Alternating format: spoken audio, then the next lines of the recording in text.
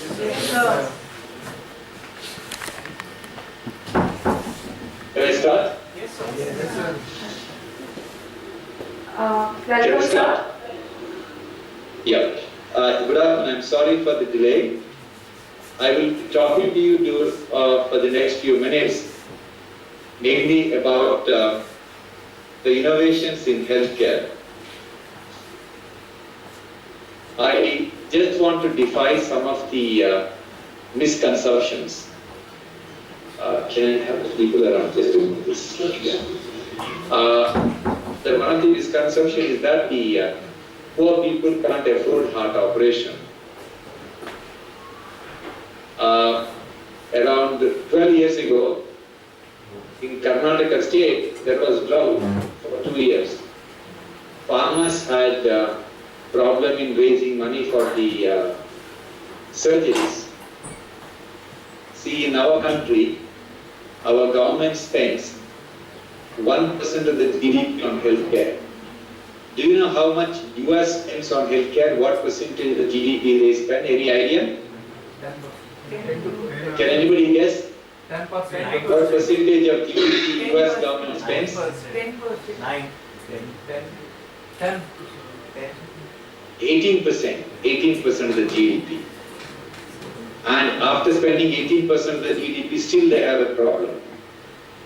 In our country, 47% of the rural and 37% of the urban population borrow money or sell assets to pay the medical bills. People simply don't have the money to pay for the healthcare. So we convinced the government to launch a health insurance with the cooperative society by collecting 5 rupees from each farmer. 5 rupees is the price of a BD what they buy every day to smoke. So that's why we kept it at 5 rupees. And we had 70 lakh farmers who agreed to pay 5 rupees and government became a reinsurer. Now this insurance is now 11 years old. Do you know the impact of this 5 rupees insurance? Over 4,34,000 farmers had varieties of surgeries. And 66,000 farmers had heart operation. This is the power of 1.2 billion population. Poor people are in isolation very weak, but together they are very strong. Now we are trying to convince the government that we have 850 million mobile phone subscribers who are spending about 150 rupees per month just to speak on the mobile phone. So if we can collect 20 rupees from each mobile phone subscriber, we would have offered healthcare to the whole country. You can't rely on taxpayers' money in the future for the delivering healthcare. Taxpayers' money could pay for the healthcare 20 years ago, 30 years ago, when people retired at the age of 60 and they died at the age of 65. Today they retire at the age of 60 and they celebrate 95th birthday. So people are going to live longer, not working than working. Then where are the taxpayers? So we have to come up with innovations in delivering healthcare. The other myth is that 500-bed hospitals are not financially viable to manage. So we defied the logic. We built a 5,000-bed health city. I'm sitting here in Bangalore. This is a health city. I'm talking to you from here. Right now we have 3,000 beds, but we want to add another 2,000 beds. We want to have 10 to 12,000 outpatients coming to us on a daily basis. This is our target. Now, when you are operating in a hospital, this building I'm talking about is a heart hospital. These are the infrastructure to do 60 heart operations in a single day. So this is the infrastructure we have. 12% of the heart surgery done in India is done by us. And we have 28, now we have 30 hospitals across the country. We have 7,000 beds. So as you have a large number, your buying capacity increases, you buy materials at a lesser price. We are all technicians, as we keep doing more operations, we get better. There is a myth that tier 2 cities can't afford a heart hospital. There are 100 towns in India with a population of 500,000 to 1 million where there is no super specialty hospital. They can't afford heart hospital. Heart hospitals are very expensive to build. So we wanted to build a 300-bed super specialty hospital and equip it for $6 million, about 40-45 crore rupees. Normally it costs about 150 crore rupees. This is to build and equip. But we want to do it at 25 to 30% of the regular market rate. And also, we wanted to build it in 6 months. Normally, a super specialty hospital of this size takes about 3 years to build. But we want to do it in 6 months. So we tied up with L&T, which is India's largest construction company.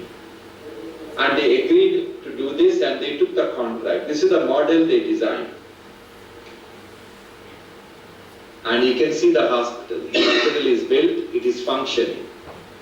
Last 6 months it has been functioning extremely well. In this hospital, only the OT and the ICUs are air conditioned. The rest of the hospital is not air conditioned. Central air conditioning doesn't prevent infection. Central air conditioning is the commonest cause of infection in most hospitals. Best sanitizer for a hospital is fresh air and sunlight. Modern hospitals don't have fresh air and sunlight. They keep on circulating the same stale air. So we can do a lot of things to reduce the cost. In this hospital, we launched a program called Care Companion Program. In this program, we teach the spouse of the patient who had a heart operation how to take care of the patient after the surgery in the ward, with the idea that when the patient goes home, there will be continuity of the care. We developed modules which is in the internet, they can see it in their handphone. We teach them how to give physiotherapy, importance of giving medicines on time, how to do the wound dressing, how to maintain the input-output chart, everything we teach. How to record blood pressure, how to record pulse rate, all this can be taught in less than 7 hours. And this has reduced the readmission rate to the hospital significantly, because once the patient goes home, it is like having a nurse with you who will take care of you. And this program of ours, which was developed by us and the Stanford University together, won the recognition as by the British Parliamentary Commission, recognized this program as the best patient empowerment tool.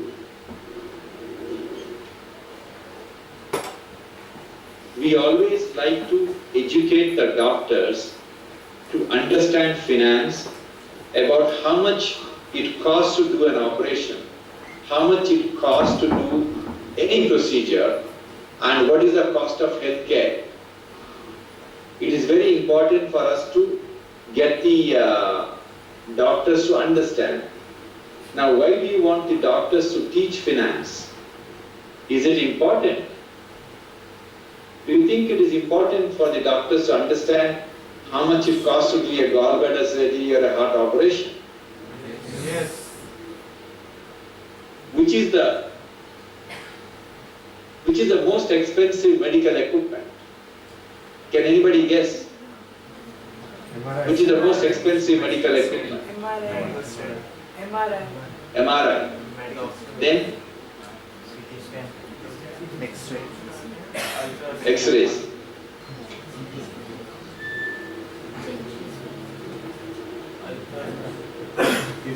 The most expensive, doctor's pen is the most expensive medical equipment. Because doctors keep on writing all kinds of investigations, they don't bother even looking at it. They prescribe so many medicines and they know that medicine is never going to work. So if the doctor is careful about understanding how much it costs, then they will be careful. We have invested heavily on technology to get the data. We have now 30 hospitals across the country. Every day by 12 o'clock in the afternoon, all the senior doctors and senior administrators get a SMS on their mobile phone with the previous day's revenue, expenses and EBITDA margin. For us, looking at the profit and loss account on a daily basis is very, very important. If we look at the profit and loss account at the end of the month, it is like reading a postmortem report. If you have lost money, you have lost money. You can't do anything about it. Whereas getting a profit and loss account on a daily basis is a diagnostic tool. It will help you to plan your strategy. We always like to benchmark ourselves with the global standards. We are a poor man's hospital, but around 6 years ago, we got our hospital accredited by Joint Commission of US. Now, why is it important to get the Joint Commission accreditation? None of our patients even know what Joint Commission is, because around 4 years ago, we were on the cover page of Wall Street Journal. Half the Wall Street Journal was about our hospital. That a hospital in Bangalore is doing heart surgery for $1,800. In US, it costs about $60,000 to $80,000 for a heart operation. And we are doing it at $1,800. So some of the American doctors criticize in Wall Street Journal that it must be a cheap Indian way of doing it. Then the editor replied stating that this hospital is accredited by the same organization which accredits your hospital in US. So you are comparing apple to apple. So this is the advantage of benchmarking. Anything? Can you hear me? Yes, sir, yes. So essentially, always, whenever something is expensive, when people can't afford, you have to realign the process. I'll give an example. 99% of the hospitals in India, when they do the heart operation, they use linen gowns and drapes. Surgeons wear linen gown, patient is covered by linen drape. But that is not safe for the patient, because when you do heart operation, all the linen will get drenched with blood. You can't wash it, you can't clean it. In US and Europe, they have banned linen. So we wanted to go for disposable gowns and drapes. There are 2 American companies which were making these disposable gowns and drapes. They wanted us to pay them 5,000 rupees for every heart operation. And we were willing to pay them 2,500 rupees, which is the price of linen what we were spending. They refused to come down. And we offered them huge volume. 12% of the heart surgery done in India is done by us. We told them, you have the entire volume, reduce your price. They refused to reduce it. Then we got hold of local entrepreneurs, young people who are bright. We told them to start manufacturing disposable gowns and drapes. That is how a company called Amaralis was born. The material for gowns and drapes are made by a company called Alstom from France. Whether it's an American company or an Indian company, you have to buy it from them. All these guys did was cutting and stitching and sterilizing. And this company started doing it very effectively. Today, they are the largest surgical disposable company in India. And they attained this position in less than 3 years. Today, we are buying their product for each heart operation for 900 rupees. We were paying 1800 to 2500 rupees for linen. And today we are spending half of what we paid for the linen. It's all because of the change in the process. Every time you are asked to pay a huge price, you have to question, is there I can do something to reduce the price? The next big thing in healthcare is not going to be a magic pill, fastest scanner, or a new operation. It is going to be technology, IT, which will make the healthcare safer for the patient. American hospitals are some of the safest hospitals on the planet. But you look at the data. 50 years ago, you see the magazine which was published with Jacqueline Kennedy's photo that says that our hospitals are killing us. 50 years ago, the concern was hospitals are not safe for the patient. In 2005, Forbes magazine had the same title of how unsafe American hospitals are. American hospitals are some of the safest hospitals on the planet. But if 200 patients spend one night in American hospital, one of them will die due to medical error. It is not medical negligence, it is medical error. Getting admitted to American hospital is 10 times riskier than skydiving. It's predominantly because no hospital in this world follows a digital protocol. Every doctor has his own style of treating. So we decided to build a hospital where we use the iPads and we developed a software called iCare. Our intention is within the next 2 years, every hospital of ours, when the patient gets admitted, he will have an iPad. And that has a digital protocol which everyone has to follow. And this is on a cloud. And the advantage of the cloud is that it can be anywhere and it's accessible to any hospital. This is a photo of our hospital in Cayman Island. And when a patient is in the ICU in Cayman Island at 12 o'clock at night, our nurses here in Bangalore can monitor it because it is 11 o'clock in the afternoon. So this is the advantage of, geographic advantage of day and night.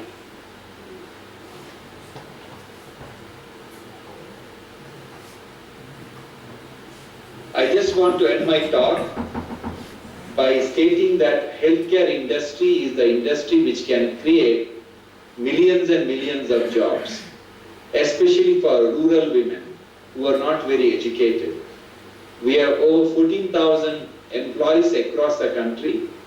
At one point of time, nearly 90% of our employees were women. As an organization, we like to create jobs for women, especially women coming from lower socioeconomic strata. Why women? Because when a woman gets, if I have the job of cleaning the floor, I give the job to the man, and give him 7,000 rupees salary, he will spend half the money on himself. Only half the money goes to the family's welfare. Instead, I give the job to his wife and give her 7,000 rupees salary. Entire 7,000 rupees goes to the family's welfare. A woman who gets a job, she becomes empowered woman. And empowered women will discipline the children. And these children, when they grow up, they'll build a great nation. So this is the power of healthcare industry, which can create a very healthy nation as well as a strong nation. Thank you very much for your patient hearing. Thank you.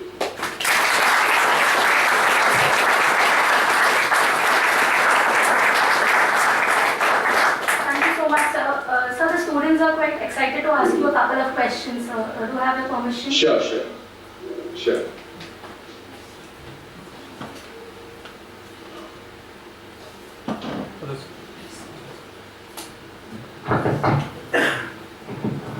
Hello sir, I'm Indra. I'm working here as a sustainability manager. Now, along the lines of what you said, I'm also working with an organization, Pro Bono, to develop entrepreneurs in healthcare, make it affordable in Calcutta. I would request to know how I can associate with you and understand, what are the areas you're working on to see how I can rise. Because I believe in what you said, that affordable healthcare can be a reality provided we leverage the population. And I'm really working on that area with an organization which already is in this arena. So if you can please tell me how I can rise with you. What's your educational background? I am a mechanical engineer, and then I did my master's in environmental entrepreneurship. So right now I'm working in sustainability, where I try to link different areas and see how we can find out holistic solutions. And this is one of the areas that I'm working on. See, the virtualizing healthcare, that is delivery of healthcare online, is going to be the future. The concept of patient coming to see a doctor will disappear within the next 5 to 10 years. Say around 20 years ago, if I needed to give you a talk, I should have come to Jamshedpur and talk to you. Today, sitting in my office, I can address you. And I wouldn't be saying anything different if I was sitting there. So, we have, as a group, we are making big investments in online healthcare. I will give an example. Let's look at a diabetes patient who is diagnosed with diabetes. Why should the patient go to the doctor's clinic once in 2 weeks or once a month to see the doctor? There is no need. I'll give an example what one of our diabetologists did. We have an online clinic. What she does, she asks all the patients to have a WhatsApp in their phone. How many of you have WhatsApp on your phone? Raise your hand. Okay. How many of you don't have WhatsApp? Nobody. Okay, good. So she downloads WhatsApp for them. And then we extensively advertise that any patient from any part of the world can talk to us, our diabetologist, for a consultation. Now, she was given an example about a week ago. She had a call from somewhere in North or Maharashtra. A man sent her a message that my mother is a diabetic, she would like to consult you. Then she promptly sent him a message that I would like to see your mother. Then within 2 minutes, he sent a picture of his mother on WhatsApp. So Poonam could see the patient. Then Poonam wanted to take the history, so she spoke to the mother and she took down the history of the patient in a piece of paper like any other doctor. And after she finished the history, she wanted to know what medicines the patient is on. And this lady can't read, you can't read anything written on a tablet. So the son puts all the medicines on the table and took a picture and sent it to Poonam. So Poonam on the WhatsApp could read all the medicines what she is on. And at the end of the day, Poonam had a history and she took a picture of her case sheet and sent it to the patient. So patient has a EMR, Poonam also has an EMR. And the beauty is not of treating the patient.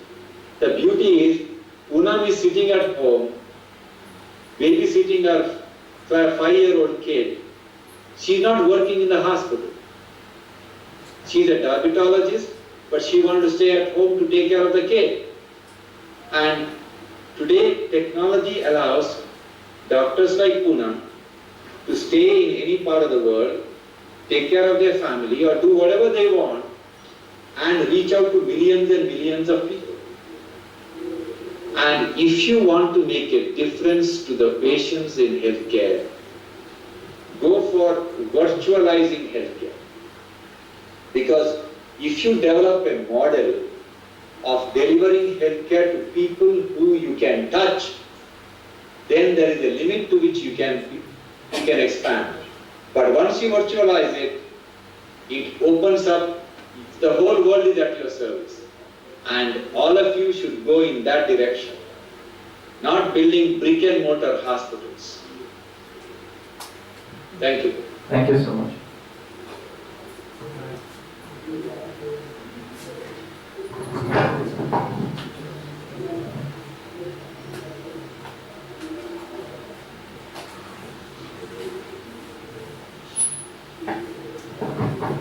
Hello sir, I am Neeraj Mehta. Being an HR student, I would like to know more about your HR practices that you follow in your hospital, like compensation. How do you incentivize your doctors so that they don't tend towards P&L statements and also look at the at the patients? The performance metrics, how do you do them? Like what all performance metrics you have? Recruiting, how do you do your recruitment and all these systems? We don't really have a great policy. It is just that we ensure that everybody is happy working in the organization. And it is not difficult to get people to be happy because, you see, it's very important. First thing is about the doctors. We have virtually zero attrition rate among the senior doctors. Hardly anybody leaves our organization. It's predominantly because doctors who are extremely skilled, who are extremely good in whatever they are doing, who have the magic in their finger, they are invariably eccentrics. So you should learn how to manage these eccentric people. Don't make any rules, don't make any regulations, just allow their heart to follow their dream and they will stay with you. And the other category of people, if you go to a 5-star hotel, you get these bearers who will come with a big smile, they will serve you and they take care of your need. But their own family members can't come and eat there. So they are only putting a false smile to make you happy. As long as all your employees can bring their family members and get treated in your own hospital, they feel the hospital belongs to them. That is the only HR advice I can have. Just make sure that you take care of your people and they take care of the patients.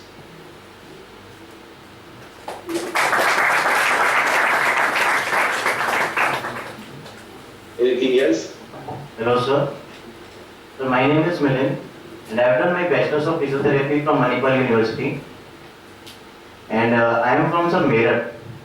Sir, is there any way to collaborate with Narayana Health so that we can bring Narayana Health to Meerut? That's a good question. Right now, Meerut is in which state? Uttar Pradesh.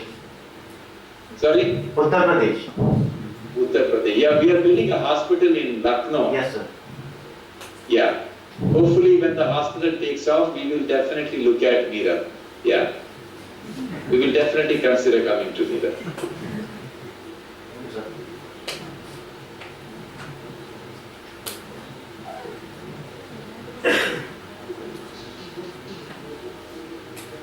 Sir, when you try to enter this low-cost market, have you faced any pressure from existing players in the market like Apollos and other? We have no competition. Nobody wants to enter the segment we are trying to offer services. Yeah. Nobody, there is no competition. Anything you want to sell, you reduce your price, make it affordable, then you have no competition. You have virtual monopoly. Yeah. The only question is whether you can survive, whether you'll have enough money to pay the salaries at the end of the month. As long as you have it, you have no problem. You can scale up anywhere you want. And are you Narayana Health also like the other companies which are investor driven, like private investors, or is it going to be make it an NGO, non-profit organization? See, we believe that charity is not scalable.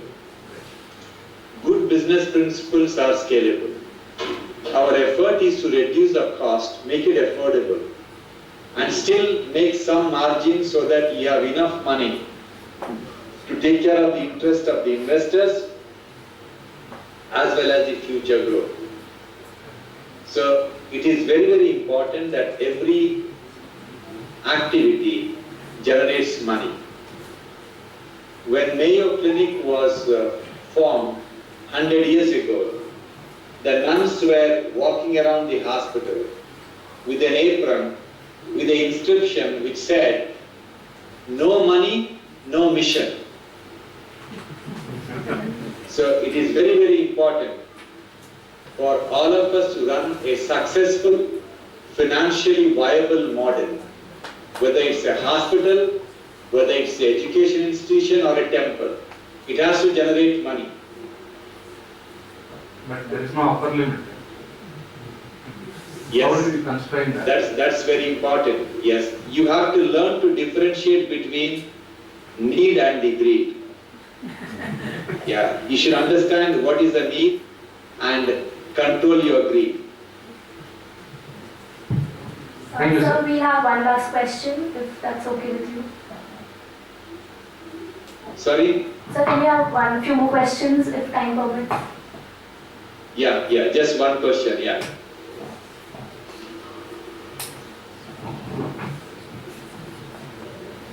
Sir, there is a second question that I had in relation to what I asked earlier.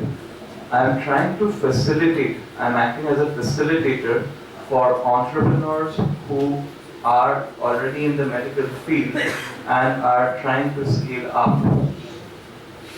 So I wanted to understand if I could, liaise with you in any way to discuss opportunities for these people. There are people. I'll be delighted. If there is some way I can guide them and help them, I'll be delighted. Right. It's my privilege. Yeah. So I will get your contact details from the presenters. I believe. Sure. Thank you so much, sir. Thank you. All the best.